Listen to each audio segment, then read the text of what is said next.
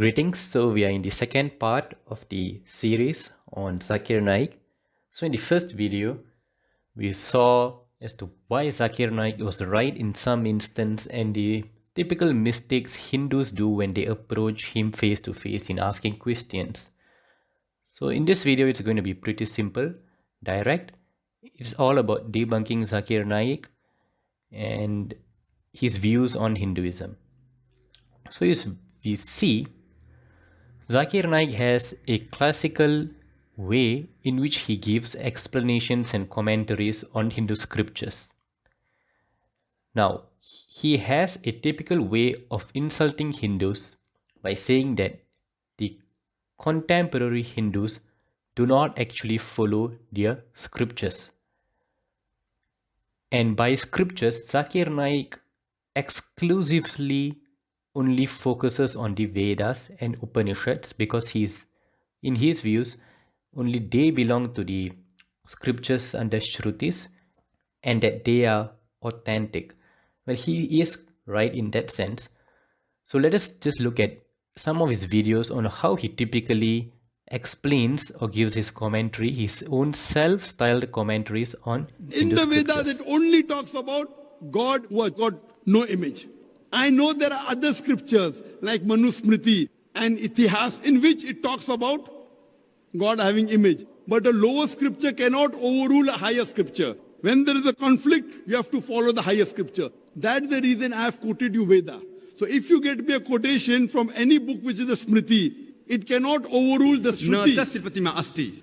Of him, there are no images. Almighty God has got no images. He is unborn. Only he should be worshipped. It's mentioned in Yajurved, chapter number 40, verse number 8. Almighty God is imageless and pure. It's mentioned in Yajurved, chapter number 40, verse number 9. Andhatma pravishanti ya asambuti mupaste. Andhatma means darkness. Pravishanti means entering. And asambuti means the natural things like fire, water, air. So Yajurved chapter number 40 verse number 9 says, they are entering darkness, those who worship the natural things like fire, water, air, etc. And the verse continues, they are entering more in darkness, those who worship the Sambhuti, that is the created things like table, chair, idols, etc. It's further mentioned in the Atharva Ved, book number 20, hymn number 58, verse number 3. Dev Maha Asi. Verily, great is Almighty God. So we see here, he is clearly against the idea of Vigraha or the form aspect of God or absolute consciousness. And he further proclaims that no part of the Vedas actually denote God with a form or denotes any form of Vigraha worship. Now, I'm not going to use words like idols or statues because those are not the translations for what we have in our rich Vedic vocabulary, right? Nothing can replace a Vigraha.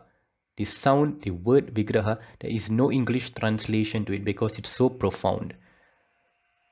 So nevertheless, let us look at various references from the Vedas which actually speak about Vigraha worship and the form aspect of God. Now I'm going to go in his style. So he always quotes typical verses. He has handpicked some verses, given his own commentary on them. And these verses are typically from some parts of the Yajur Veda, the Atharva Veda and the Rig Veda. So I'll go with his style as what he wants. So I'm not going to touch on the Smritis. I'm not going to touch on the Bhagavad Gita. I'm not going to touch on the Srimad Bhagavatam or any of the Puranas. I'm going to go direct into the Vedas, the very Vedas which he uses as reference. So the first one which he always quotes, Yajur Veda, right? So we saw his references just now, right? So in Yajur Veda itself, we find the explanation on how to consecrate a Shivalinga, the process of doing prana pratishtha to a Shivalinga, to energize a Shivalinga, to bring in life to a Shivalinga. So this is actually found in the Taittiriya Aranyaka of the Yajurveda. It occurs in the 10th Prashna, Anuvakas 16 to 25.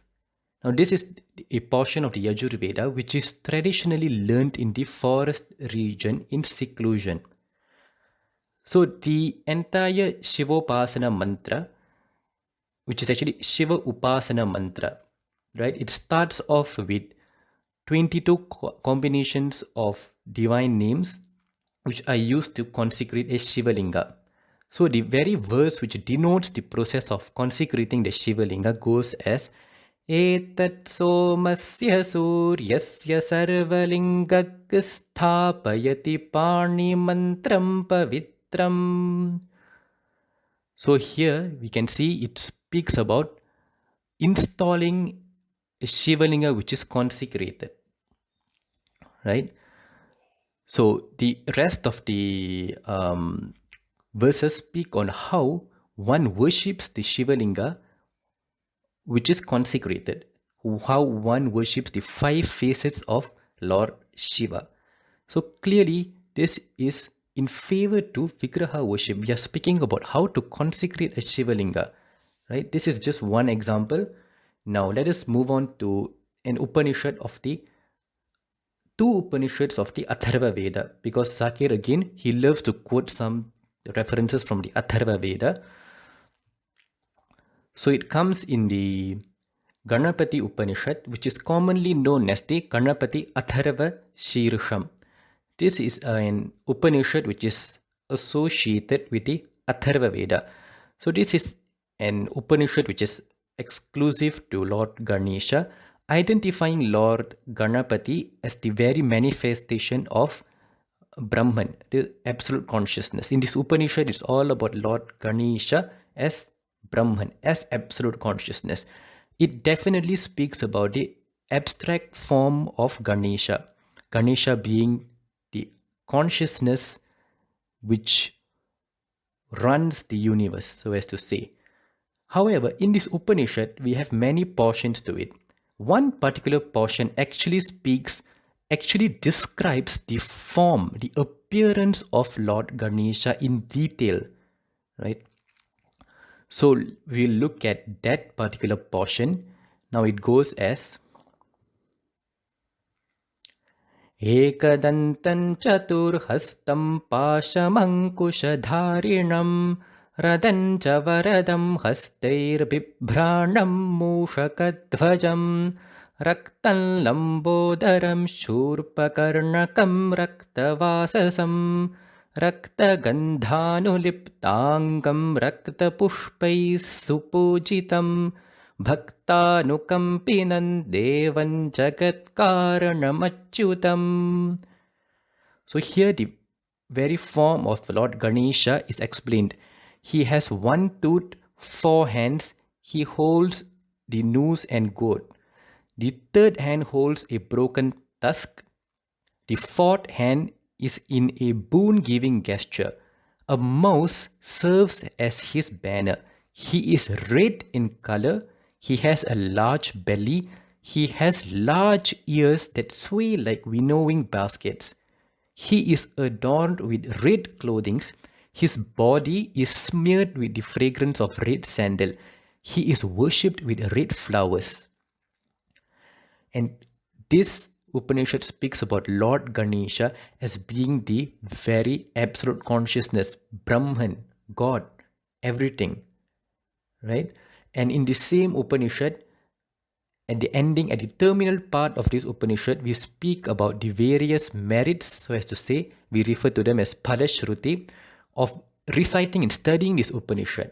So in one of these verses as Anena Ganapadim Abhishinchati Savagmi Bhavati, means one who does Abhisheka for Lord Ganesha attains the power of Vak, the power of speech. Of course, it's only one verse, but it does not mean that as long as anyone does Abhisheka will attain it. There are some other criteria which is in detail in the Upanishad itself. Nevertheless, the focal here is to show that how the Upanishads actually go for Vigraha worship. Another Upanishad which is also associated with the Atharva Veda is the Surya Upanishad. Not very well known, but it's one of my favorite Upanishads.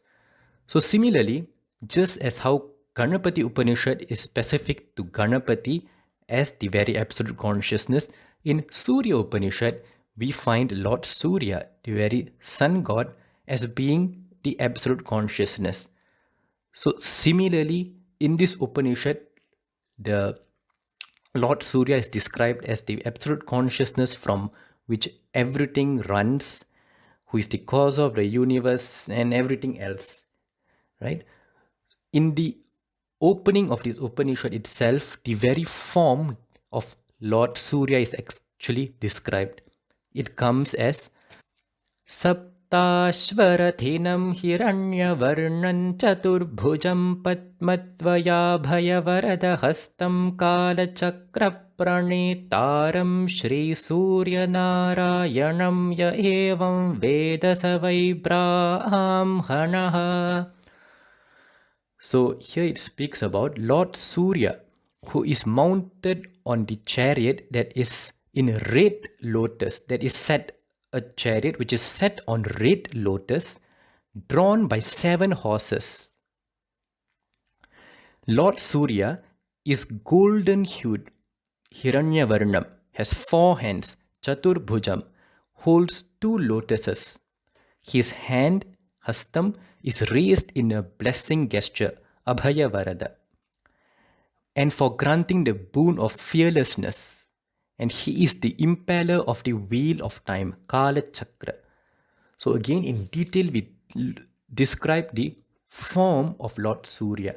And further, the other verses speak about Lord Surya being the cause of the worlds. He is Atma. In one verse, Lord Surya is proclaimed to be the very inner self, the Atma of everything which is animate and inanimate. It comes in a verse which goes as Surya Atma Jagatastasthusascha. So meaning Lord Surya is the very Atma.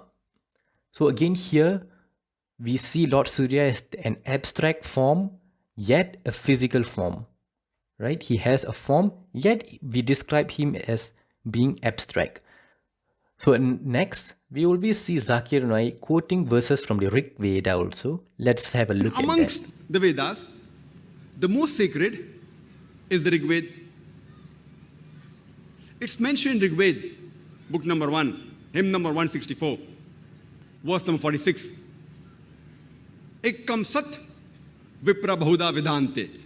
Truth is one, God is one. Sages call him by a variety of names. And the same message that God is one and sages call him by a variety of names is repeated in Rig Veda, book number 10, hymn number 114, verse number 5. And Rig Veda alone in book 2, hymn number 1, gives no less than 33 different attributes to Almighty God. One amongst them is mentioned in Rig Veda, book number 2, hymn number 1, verse number 3, is Brahma. Brahma is called the creator. If you translate into Arabic, it means Khalik. We Muslims have got no objection if someone says Almighty God is Khalik or creator. But if someone says Almighty God is creator, who has got 4 heads and on each head is a crown, we Muslims take strong exception to it. Right, so I'm going to go into the specific verses which Zakir Naik has quoted. He did not go wrong, right? His pronunciation was off, but rather the verses he mentioned was in reference, right? So let us look in detail. So the first verse which he actually spoke, he quoted a verse on, he says that the Vedas, the Rig Veda, always speaks about one truth, one God who is revered with many names. So one of the references he took was from the second mandala of the Rig Veda. It appears in the first sukta in the third Rig. Now these are the proper Vedic terms which you are supposed to use. It is not chapters or verses as what Zakir says. And the very Rishi who downloaded this portion of the Rig Veda is Gritsamada Bhargava Shaunaka. So the verse which Zakir quoted, the actual verse, the actual Rig, actually goes like this. Tvamagna indro vrishabhas satamasi tvam vishnururugayo namasyaha tvam brahmaraye vidbrahmanaspate tvam vidhartasya cha se purandhya. So this verse, this whole sukta is actually on Lord Agni. So this particular verse which Zakir quoted is actually on Agni. It says that Agni is Indra, he is Vishnu, and he is Brahmanaspati, he is the Brahman and everything. So as what Zakir says, yes, one truth which is adored with many names, but in Hinduism, that one itself has various manifestations. So he says that the Vedas do not speak of a god with form. Rather, he quotes a verse which actually speaks about Lord Agni being Brahman, who is revered as Indra, who is revered as Lord Vishnu, and so forth. Another verse from the fourth mandala of the Rig Veda in the 58th Sukta, the Rishi who downloaded it is Vamadeva Gautama. We actually have a description of Lord Agni, the form of Lord Agni, which goes as Varishringatrayo asya padadve shirshe saptahasta aso asya tridha baddho vrishabhoro oraviti maho devo martyang avivesha. So it says that he has 4 horns, 3 feet, 2 heads, 7 hands, and that he is bound in 3 dimensions and he roars the supreme. So this is a description which is given to Lord Agni in the 4th mandala of the Rig Veda. So the form which is described in the Vedas, they are not to be interpreted logically. They are beyond the senses and they are supposed to be studied and realized through recitation and meditation. Nevertheless, we cannot deny that the Vedas do actually revere the form aspect of God, as we had seen from the various references, and this shows on how Zakir Naik is not correct in his interpretation. The next verse which Zakir Naik takes is actually from the 1st mandala of the Rig Veda in the 164th Sukta. Now this Sukta actually has 52 verses, and Zakir picks a verse which comes as the 46th Rig. The actual recitation goes as Indram mitram varunam agnima ahuratho divyassa suparno garutmane ekam sat vipra bahudha vadant yagnim yamam ma atarishva anamahuhu. Yes, in a way agreeable with Zakir Naik, because this verse does speak about the one who's existing with different names like Indra, Agni, and so forth. So what Zakir has done is he has just handpicked several verses which crudely just denote about one truth, one reality which is revered with many names. But Zakir should know that the Vedas are vaster than this. Now, let us say you approach Zakir Naik and give all these quotations, right? He would actually say that, so if the Vedas contradict themselves, for example, in one particular place it says that God is beyond form, he has no form, he has no image, and so forth. And while in other parts of the Vedas, we speak about the Lord having a form, various forms. In the Surya Upanishad, you declare Surya as the ultimate. In Ganapati Upanishad, you declare Ganapati as the ultimate. In Devi Sukta, you declare Devi as the ultimate. So he would actually turn back the table and say that, see, if the Vedas contradict so much, contradict within themselves. Why do you follow such a scripture? Well, he has actually said this. Let's That's have the a look. reason I have quoted you Veda. So if you get me a quotation from any book which is a Smriti, it cannot overrule the Shruti. Point number one. Point number two, even if you get me quotation, if there's a contradiction in the Veda, then why follow a book which has contradiction? You take out one contradiction in the Quran.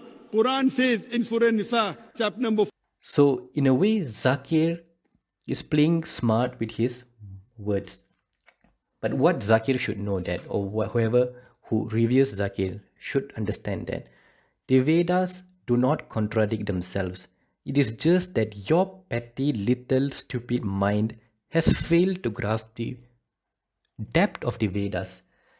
Now, the reason why I recited all the verses and gave the reference was because the Vedas are to be recited and meditated upon to be realized, not read through. Because when you read, you're logically interpreting the verses. 10 people can have 10 different interpretations of a particular verse. Now, let us just look back at the verse of Rig Veda, which actually describes the form of Agni. Now, 10 people can imagine, can hallucinate that particular verse in any way he likes. So, in order to realize the Vedas, this is why one has to undergo stern, strict training, and he has to recite the verses and meditate upon them and have the grace of a guru to enlighten him. Why? Because the Vedas themselves are not handwritten. They were downloaded from the cosmic archive.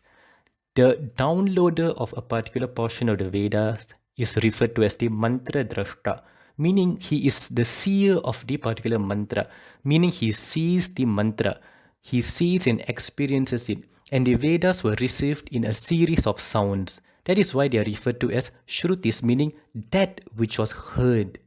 So, the entire creation is in a reverberation. And reverberation means sound. So the entire existence is in the form of sounds, and all knowledge of the cosmos were downloaded as the Vedas in the form of sounds.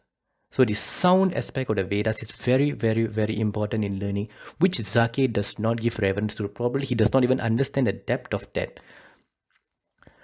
So that is how the Vedas are meant to be learned. You should have heard about the wave-particle duality, which speaks about matter which exists in both wave and particulate form. This very much rings a bell because it corresponds to the apparent contradictive description throughout our Vedas, where we see the absolute consciousness being portrayed as an abstract form, yet with a physical form. So this corresponds to the wave-particle duality, which says that everything has its existence as a wave and particle. To a person like Zakir Naik, he would discard this and say that this is bullshit because it contradicts. That it does not contradict. It's just that he does not have, or anyone who can't get it, does not have the necessary brains to understand it. And that is his mistake. Do not put the mistake on the scriptures. And he has no rights to tell Hindus not to follow a scripture which he finds contradicting to his own stupid logic. This is where Zakir goes wrong. Now, there's also a string theory which actually states even further that everything that we actually know as matter is not really as how we think. It is not really about all protons, electrons, and neutrons, but rather it is an idea where all matter and energy is simply made up of tiny vibrating strings. So see, as we do not, Zakir, a person like Zakir, does not even know the absolute truth behind his own self. Leave alone God or the scriptures. He can't probably explain a single cell in its full depth which exists in his body. And how is he interpreting the entire cosmic intelligence he refers to as God? So this is rather stupid. It is stupid to approach truth with mere logic, with petty logic, with books and comparison, and to insult others who belong to a different faith. So this is something which he should not be doing. It is getting him nowhere. And for the Hindus who watch his videos, or whoever who watches his videos, just know that whatever he blabbers is nothing great. He is not really quoting any of the Vedas. He is just quoting his own ideas, his own thoughts on the Vedas. Anyone can just Google anything and just memorize or take some few random words, but that does not summarize the entire Vedas. The Vedas are extremely deep and far more profound than Zakir Naik could ever think. Thank you for watching.